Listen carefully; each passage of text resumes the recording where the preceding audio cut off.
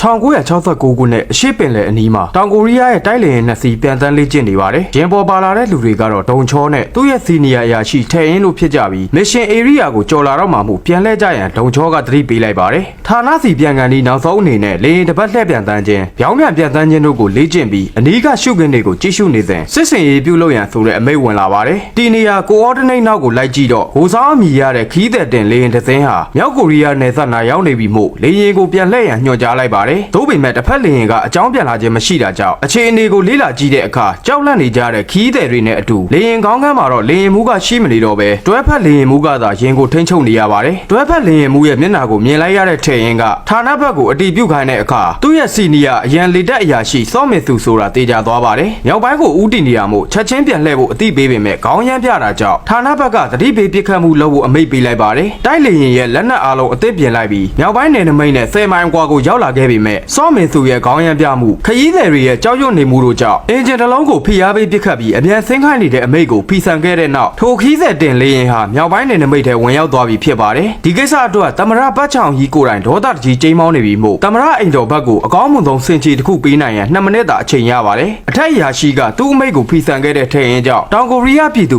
51ယောက်မြောက်ဘက်ပါသွားတဲ့ကိစ္စနဲ့လေယာဉ်တစ်စီးရဲ့အင်ဂျင်ကိုပစ်ချဖို့ဘာအခက်အခဲရှိနေလို့လဲလို့မေးပါတယ်။ထဲရင်ကတော့အင်ဂျင်ကိုပစ်ခတ်လိုက်လို့တခုခုမှားယွင်းခဲ့လျင်ပြန်ပေးသမားဟာတွဲဖက်လေယာဉ်မှုနဲ့ခီးတဲ့အားလုံးကိုဘလို့တုတ်ပြန်မလဲမသိတဲ့အတွက်မပစ်ခဲ့တာလို့ဆိုပေမဲ့ဒီဘက်မှာတော့ပြန်ပေးဆွဲခံရတဲ့သတင်းမရထားဘူးလို့ပြောပါတယ်